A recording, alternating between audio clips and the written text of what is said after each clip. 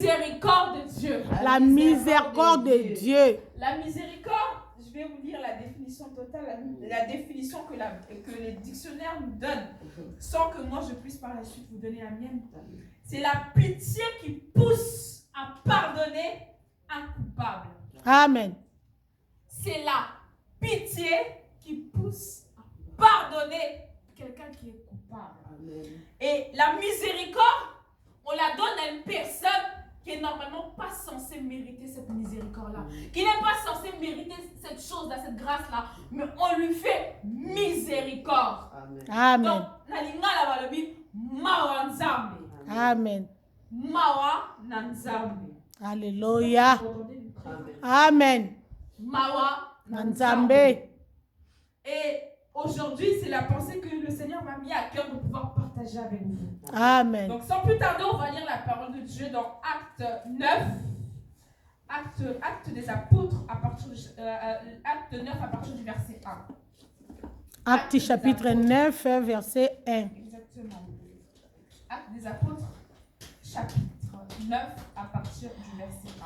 Je lis la parole au nom de Jésus. Jésus-Christ est Seigneur. Cependant, Paul respira encore la menace et le meurtre contre les disciples du Seigneur, se rendirent chez le souverain sacrificateur et lui demanda les lettres pour les synagogues de Damas, afin qu'ils trouvèrent des partisans de la nouvelle doctrine, hommes ou femmes. Il les emmena liés à Jérusalem. Comme il était en chemin et qu'il s'approchait de Damas, tout à coup, une lumière venant du ciel resplendit autour de lui. Il tomba par terre et il entendit une voix lui disant « Saul, Saul, pourquoi me persécutes-tu » Il répondit « Qui es-tu, Seigneur » Et le Seigneur dit « Je suis Jésus que tu persécutes. Et il te serait dur d'enjamber contre les aiguillons. » Et tremblant, saisi d'effroi, il dit « Seigneur, que veux-tu que je fasse ?» Et le Seigneur lui dit « Lève-toi, entre dans la ville et on te dira ce que tu dois faire. » Alléluia. Acclamons la parole de Dieu. Yeah. Amen. Amen. J'aimerais partager cette pensée que le Seigneur a mis dans mon cœur, la miséricorde de Dieu. Amen. Par la suite, on lira d'autres versets, mais au fur et à mesure, on va lire. Dans ce verset, on voit une chose. Paul de Tarse, à partir même du verset 1, la Bible dit, cependant, Paul respira encore la menace et le meurtre contre les disciples du Seigneur.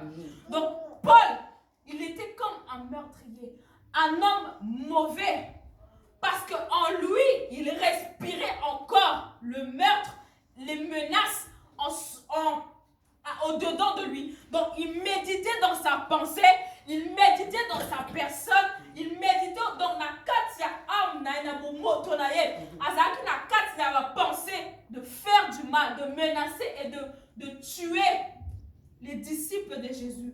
Parce que Paul, étant lui-même juif mais hébreu, il n'aimait pas le fait que les disciples puissent croire en notre Dieu. Parce que lui, il a grandi avec le système judaïque qui l'a fait comprendre que la religion, c'était ça la bonne chose. Mais il n'avait pas compris, il n'avait pas eu la révélation de cette chose-là, que la religion ne fait rien, la religion ne ramène nulle part. Mais c'est la relation avec Dieu qui fait quelque chose. Amen. Il n'avait pas compris que les choses qu'il apprenait, il lisait Ésaïe, il lisait les histoires, les promesses, mais il ne savait pas que les disciples qui combattaient, c'était les disciples de l'homme qui l'attendaient, parce qu'en Israël, il avait la promesse que Ésaïe avait faite. Et Paul étant tellement instruit, accru, il était totalement enraciné dans le judaïsme, à Kotaki complètement, dans Abanda Koyoka. Et il était trop proche des souverains sacrificateurs. Et il connaissait totalement ces choses-là. Et en Israël, à cette époque-là, Ésaïe le quoi blasphème. Donc, l'autre savait mater. C'était interdit. Déjà qu'en Israël, il ne citait pas le nom de Yahvé. Donc, il ne pouvait pas dire le nom de Dieu. C'était interdit parce que c'était un nom très haut. Mais que des gens, des disciples de Jésus puissent se proclamer des disciples d'un fils de Dieu, pour lui, c'était pas normal. Et la Bible nous fait comprendre que Paul, à l'intérieur de lui, méditant le meurtre, il voulait, donc il partait à Damas pour pouvoir aller tuer les disciples de Jésus-Christ. Amen. Amen. Il voulait aller leur faire du mal. Mais dans Nzela et à Damas, le Seigneur a rencontré Paul en cours de route. À ce moment-là. Donc, dis avec moi, le Seigneur a rencontré Paul. Le Seigneur a rencontré Paul. En cours de route, le Seigneur a rencontré Paul. En cours de route, le Seigneur a rencontré Paul. Et Paul, à ce moment-là, il a une conversation avec le Seigneur à partir du verset 4. Il lui fait comprendre que Paul, ce que tu fais, ce n'est pas bon. Tu pensais être dans le bon, mais ce que tu fais, ça n'est pas bon du tout. Et par la suite, il lui a fait comprendre qu'il était Seigneur. Et la Bible nous fait comprendre aussi une chose, que par la suite, il fait appel à Ananias qui va lui ouvrir les yeux. Parce que Paul, étant tombé, mis sous Ananias surtout et Kara maquillé. Et il était parti quelque part, il était parti dans un endroit. Et par la suite, le Seigneur a parlé à Ananias. Et un jour, si on a le temps, on partagera sur Ananias. Amen. Ananias, il lui a dit à Ananias, et ça c'est au verset 11, et on ne l'a pas lu pour gagner du temps. Il dit à Ananias d'aller voir Paul. Ananias dit au Seigneur, mais cet homme, je le connais comme persécuteur de l'église. Comment est-ce que j'irai le voir? Imaginons-nous qu'il puisse me tuer. Comment je ferais? Le Seigneur lui dit, non, vas-y. Et Paul, malgré qu'il était persécuteur de l'église, en cours de route sur le chemin de Damas, il a rencontré la miséricorde de Dieu. Amen. En cours de route, là où il s'apprêtait d'aller faire du mal à l'église, mais c'est à ce moment-là que la miséricorde de Dieu l'a rencontré. Amen. Parce que Paul, normalement, en temps normal, parce que c'est lui qui avait influencé pour qu'on puisse tuer Étienne. Paul, de base, normalement, il ne devait pas même vivre. Normalement, il devait dire, bon, c'est fini pour toi.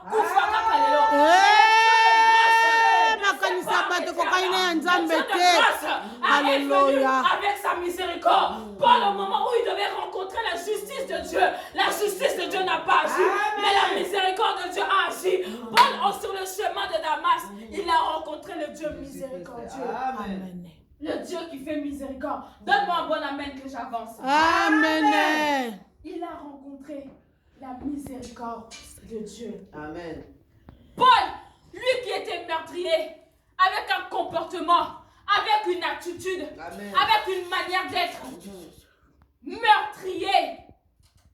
Mais à ce moment-là, Nzambaye na mawanaye. Akoka pour juger Paul, qu'on persécuter l'église nanga. On sali l'église nanga mabe banda kala.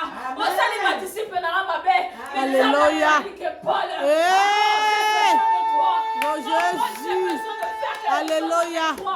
Gloire à Jésus. Faire quelque chose de bien avec toi. Amen. Il a montré à Paul que non, je suis le Dieu miséricordieux. Amen. Et ce Dieu-là ne sait pas que arrêter à là. La deuxième des choses, lorsque la miséricorde de Dieu te rencontre, bien-aimé, elle te fait du bien. Amen. Parce que la miséricorde, c'est quoi? Comme je l'ai dit, la définition que le dictionnaire nous a donnée. La pitié qui pousse à pardonner. La pitié de Dieu qui pousse à pardonner. Amen. Lorsque tu rencontres la miséricorde de Dieu, la miséricorde de Dieu efface ton passé. C'est pourquoi j'aimerais dire à une personne, personne ne peut te condamner sur ton passé. Amen. Personne ne peut te dire quoi que ce soit sur ce que tu as pu faire. Parce que tu as rencontré la miséricorde de Dieu. Lorsque la miséricorde de Dieu te rencontre, personne ne peut te juger sur ce que tu as fait. Personne ne peut te dire du mal. Parce que la miséricorde efface toutes choses. La miséricorde de Dieu. Merci pardonne. Jésus. Alléluia. Il y a une chose que les hommes ne comprennent pas. Nous tous, nous avons des fautes et des défauts. Amen. Seul qui peut juger une personne, c'est Dieu. Amen. Mais si ce Dieu-là te pardonne, qui peut te condamner? Personne. Parce que nous tous, nous avons des défauts. C'est vrai que nous tous, nous ne faisons pas nous tombons pas au même endroit.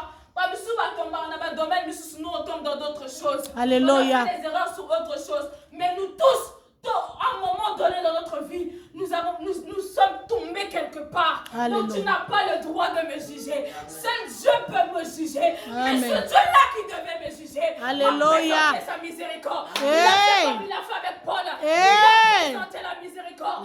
Là où les gens attendaient, est-ce qu'on puisse juger Paul, qu'on puisse tuer Paul, que Dieu puisse frapper Paul, Dieu lui a présenté sa miséricorde. Alléluia. Amen, que j'avance. Amen.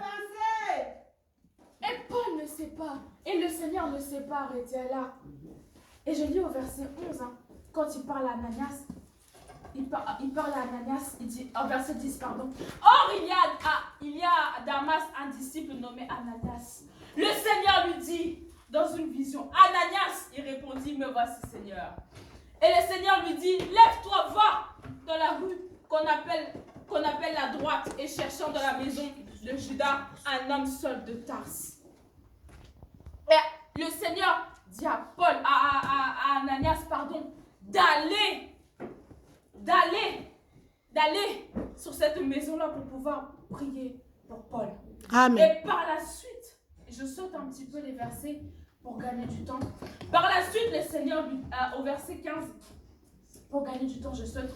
Le Seigneur lui dit, va, car cet homme a un instrument que j'ai choisi pour porter mon nom devant les nations, devant les rois et devant les fils des hommes. Amen. Dieu n'a pas regardé les fruits de Paul.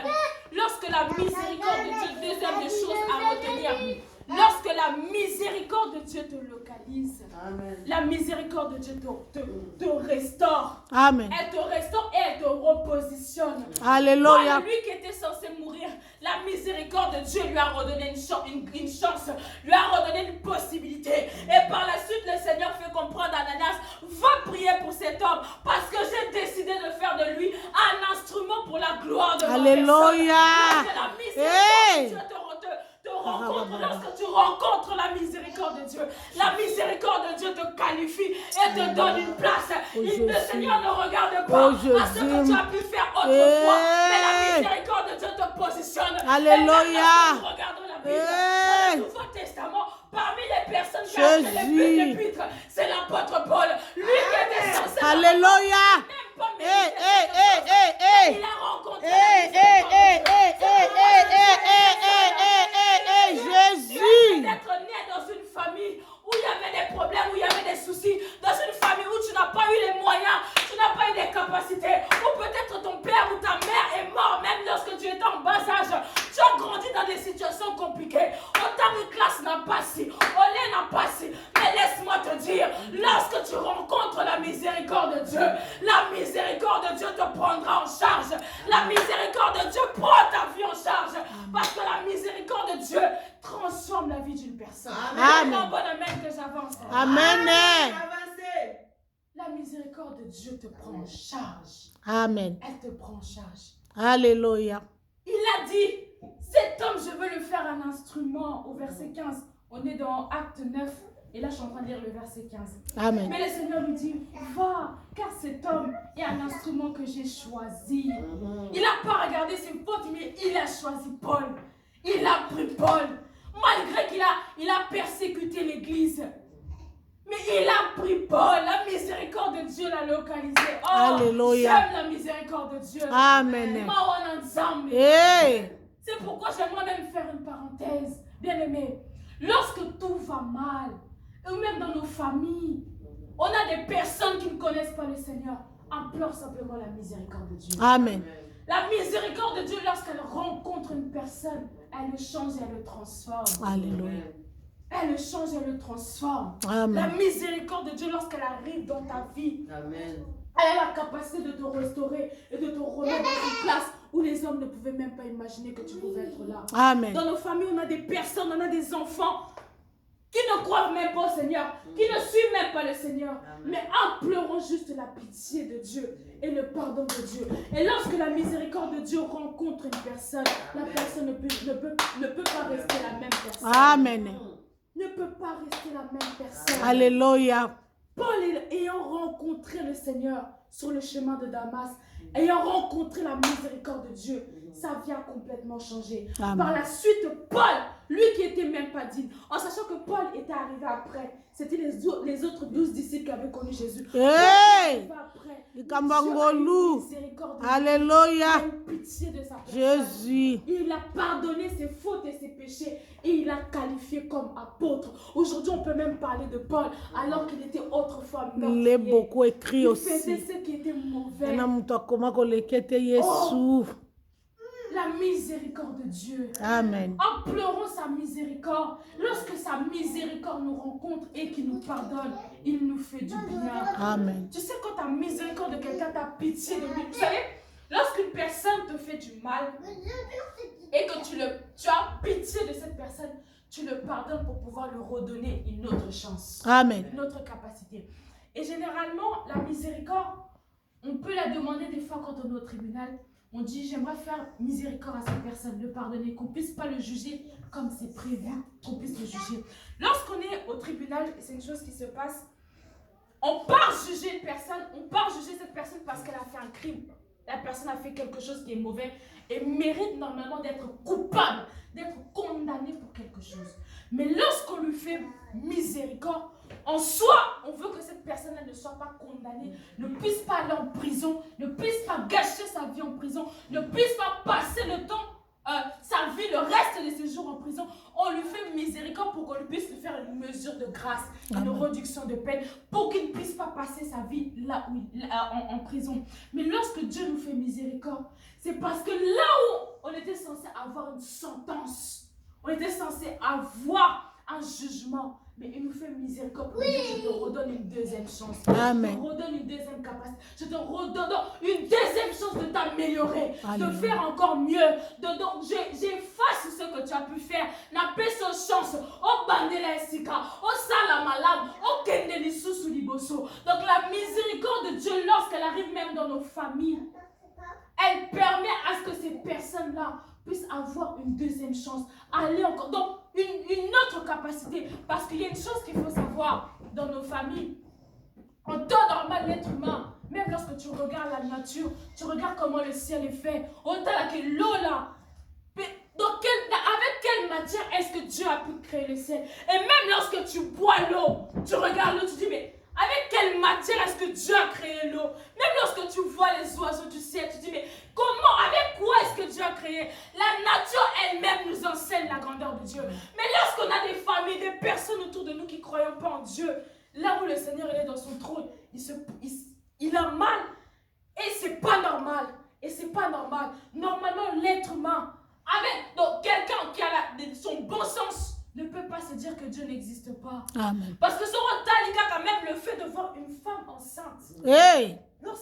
comment le corps se développe, et même lorsque tu vois le cerveau, j'ai étudié le cerveau a 2 cellules. Le cerveau est multitâche et la manière dont Dieu a créé le cerveau, incroyable. Même nos yeux sont plus que des caméras. Amen. Lorsque tes yeux voient quelque chose, la mémorise, mais pendant des années. Amen. La manière dont Dieu a créé l'être humain, ça nous montre donc ça nous dit directement qu'il y a un Dieu parce que l'être humain est incapable de faire quelque chose de parfait. Les hommes ont voulu faire des caméras qui sont semblables aux yeux, mais les caméras sont limitées. La mémoire, elle se finit. Alléluia. Hey! Avance ma fille. Avance Yaya. Les hommes veulent créer des êtres humains. Donc, comme le système où les scientifiques veulent faire, comme ça monte, ils créent des robots en forme d'homme, mais ils n'y arrivent pas. Pourquoi? Ils ont pas ce souffle de vie. Alléluia. Le robot Hey! respirer. Amen. C'est un mystère que Dieu Amen. a gardé dans sa science infinie. Alléluia. Il nous montre que Dieu est grand. Aïe. Pourquoi une personne ne croit pas en Hey! C'est insensé, c'est Alléluia. anormal. Mais pour des personnes comme ça, demandez simplement la miséricorde de Dieu. Alléluia. Parce que lorsque la miséricorde de Dieu rencontre une personne, maman, le même thé. On le voit dans la Bible, lorsque Anne s'est présentée au temple, le souverain sacrificateur a pensé qu'elle était ivre. Elle demandait simplement à Dieu que Dieu puisse lui faire miséricorde, qu'elle puisse avoir un enfant. Pourquoi? Parce que sa rivale l'a mortifiée chaque fois avec des mauvaises paroles, avec des mauvaises choses. Avant d'être mortifiée, n'a pas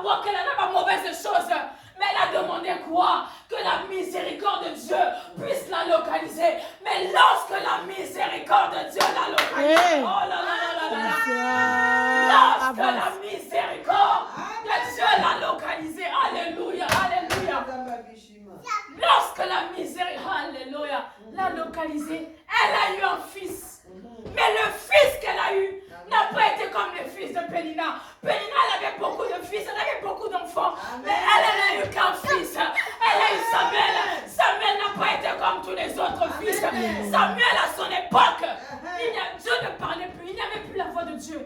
Et il y a une chose qu'il faut savoir, c'est pourquoi il y a un Samuel et deux Samuel. Parce que Samuel était en même temps sacrificateur, en même temps il était prophète. Amen. Il avait deux fonctions. C'est pourquoi il y a un Samuel et il y Il y a a deux deux Samuel dans Samuel. la Bible. Amen. Elle n'a pas eu de fils. Donc, Bananaël n'ont pas été comparables aux enfants de sa rivale. Lorsque la miséricorde de Dieu, c'est pourquoi je dis à quelqu'un, aujourd'hui on va implorer la miséricorde de Dieu. Parce que lorsque la miséricorde de Dieu nous localise, la miséricorde de Dieu nous fait du bien. La miséricorde de Dieu nous qualifie. Là où les hommes ne pouvaient pas imaginer qu'on pouvait être, lorsque la miséricorde de Dieu vient te prendre, bien-aimé, elle te fait monter. Elle te ramène là où les hommes ne pouvaient pas te mettre. Là où tes études ne pouvaient pas te faire rentrer. Là où ta famille ne pouvait pas te faire rentrer. Là où ton père n'a pas eu la capacité de te positionner. Mais la miséricorde de Dieu a la capacité de te poser à cet endroit-là. Donne-moi un bon amen que j'avance. Amen. Amen ne me convainc pas. Donne-moi un bon amen que j'avance. Amen. Ah, laisse que toi qui me donnes amen, que le Seigneur te bénisse encore. Amen. Laisse que la grâce de Dieu descende sur toi. Que la miséricorde de Dieu prenne la place dans ta vie. Amen. Même dans nos travails, même dans nos couples, je demande à Dieu ta miséricorde. Vous savez, il y a des gens, et avec l'expérience que j'ai pu avoir lorsque je gérais les consultations prophétiques, tu avais des personnes qui venaient et ils te racontaient des choses dans leur mariage. Tu te dis, mais waouh, je suis pas mariée. Donc tu te poses des questions, tu te dis, waouh, incroyable, à supporter ma cambo. Elle te raconte le comportement, l'attitude de son mari. Oh mais waouh, dis bon les yeux tu te poses des questions, tu te dis, mais Jesus, mais qu'est-ce qui se passait? Lorsque tu sens que tout est fini, parce qu'il y a des gens qui te racontent l'adultère de ce mari, tu dis, ma cambo, j'aurais même pas supporté. Mais la seule chose que tu dis à la personne, demande simplement la miséricorde de Dieu. Amen. Que Dieu seul puisse te pardonner et le transformer, Amen. le changer. Parce que seul Dieu change une personne. Amen. Parce que les paroles, on peut parler à une personne, les paroles ne changent pas une personne. C'est Dieu qui change une personne. Amen. Parce que Dieu a la capacité de sonder une personne. La Bible nous dit c'est Dieu qui nous a créés à son image. Donc il nous a formés. Donc il sait qu'est-ce qu'il faut faire pour changer cette personne. Par où je peux passer pour le transformer. Tu peux parler à une personne, mais les paroles ne changent pas une personne. Parce qu'il y a des gens, si les paroles les changeaient, on va changer. Amen. Mais parce que c'est Dieu qui change une personne. Amen. Demande simplement la miséricorde de Dieu. Alléluia. Dans tous les domaines de ta vie où tu sens que c'est fini, Hey. où tu sens que c'est terminé, Amen. où tu sens que oh, pena ponanga, na kokoko tate, c'est ma kaka miséricorde ensemble. Amen. Kongolu ensemble kita likola domaine wana croire. Amen. Lorsque la miséricorde de Dieu rencontre ton domaine, ce domaine-là ne peut pas céder. Elle va fléchir devant la miséricorde de Dieu et devant la puissance du Dieu de gloire. Amen. Donne-moi un bon amen. Amen.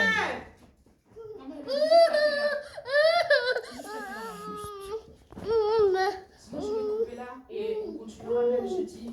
Voilà. Non. Pile. La miséricorde de Dieu, elle te qualifie. La Amen. miséricorde de Dieu, elle te positionne. Amen. La miséricorde de Dieu peut faire de toi une grande personne. Amen. La miséricorde de Dieu. C'est pourquoi j'aimerais finir en disant ceci. Pour que quelqu'un puisse avoir miséricorde de toi et pitié de toi, ça veut dire que c'est quelqu'un qui a senti que non, il y a comment je peux expliquer ça? Seigneur, donne-moi les mots. Pour que quelqu'un puisse avoir miséricorde de toi, qui se dise que non, il faut pardonner la domaine, il faut paix, ça une deuxième chance, il faut paix, ça une opportunité, il faut formuler les portes, il faut qualifier, il faut paix, cette opportunité à comme à mon tour. Ça veut dire que cette personne-là a d'un certain côté un certain amour pour toi, une certaine amour pour ta personne, une certaine compassion pour toi. Et c'est là que j'aimerais j'aimerais revenir en disant ceci. Dieu seul peut avoir miséricorde des autres. Amen. Comme il se doit. Les hommes peuvent se dire non, j'ai pitié, je vais t'aider. Mais seul nous a mené Amen. parce qu'il nous a créés à son image et à sa ressemblance. Vous savez, une fois, il y a longtemps, à l'époque, quand j'étais convertie, je priais, je pleurais. Vous savez, quand on pleure, on dit, le mot m'a appelé, donc finana. Je priais et je disais, Dieu Seigneur, aie pitié de moi. Et puis j'entends le Saint-Esprit me dire, non, c'était le Seigneur qui me disait, j'aime pas quand tu pleures, parce que tu gâches ton beau visage. Et c'est à ce moment-là que je me suis rendu compte que Dieu est comme un papa. Il n'est pas comme, il est un papa. Il est un papa. Aucun papa, et on le voit avec le fils prodigue. Aucun papa, comme moi, Anna Salim a béni. À Coco Salim, à Coco Boaka. À moins qu'il y ait des papas bizarres. Mais en temps normal, en général, aucun papa ne fait ça. Amen. Aucun papa ne peut abandonner son enfant. Amen. C'est pourquoi quand Dieu a miséricorde de nous, il manifeste à quel point il est un père pour nous. À quel point il est un papa pour nous. C'est pourquoi j'aimerais dire à une personne, tu peux te tourner auprès des gens autour de toi, ton mari, tes enfants. Personne n'aura miséricorde de toi comme Dieu. Amen. Parce que Dieu, la Bible nous dit quelque chose dans Jean 3,16. Il a tant aimé le monde qu'il a donné son fils unique. Donc, appelle sa voix en année pour que nous, on ne périsse pas, qu'on ait la vie éternelle. Amen. Donc, il nous aime tellement qu'il a donné son fils unique. Dans son amour de papa, il a donné ce qu'il avait de plus précieux pour que toi et moi, nous puissions être sauvés. Donc, il a démontré son amour en donnant son fils unique. Il nous démontre, lorsqu'on demande sa miséricorde, qu'il est aussi papa. Il nous l'a montré dans Jean 3,16. Il nous a montré ça en donnant son fils unique. C'est là qu'on se rend compte que tu ne peux pas demander à une personne. Une personne peut t'aider une fois, deux fois, trois fois, mais va te dire je suis fatigué. Mais il y a des gens même, ils ont la volonté de t'aider, mais ils ne peuvent pas t'aider forcément. Mais simplement la miséricorde de Dieu, simplement Dieu de grâce peut t'aider dans la totalité. Pourquoi? Il a démontré qu'il est le papa excellent en donnant son fils à la croix pour que nous puissions être sauvés. Donne-moi un bon amen. Amen. Il a démontré son amour.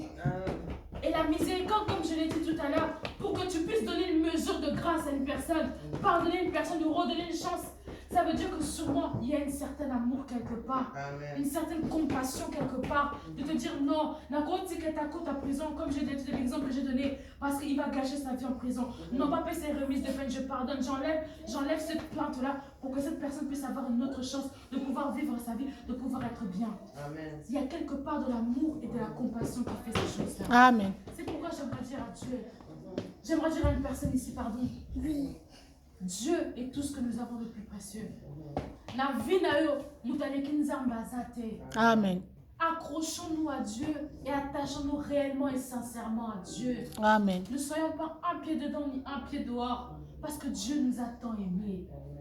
La preuve, lorsque tu demandes sa miséricorde, il transforme ta vie. Il ne regarde pas tes fautes. Amen. Alors qu'il n'est pas obligé. Il nous démontre à quel point qu'il n'est pas un homme, qu'il n'est pas comme les êtres humains, mais qu'il est un papa. Et qu'il est un papa merveilleux. Qu'il est un papa qui fait grâce. Amen. Amen. Qu'il est un papa merveilleux. J'aimerais clôturer par là. Le reste, si on a le temps, on en parlera peut-être même rapidement le jeudi prochain où on priera par rapport à ça. Amen. Est-ce qu'on peut se tenir debout? La miséricorde de Dieu.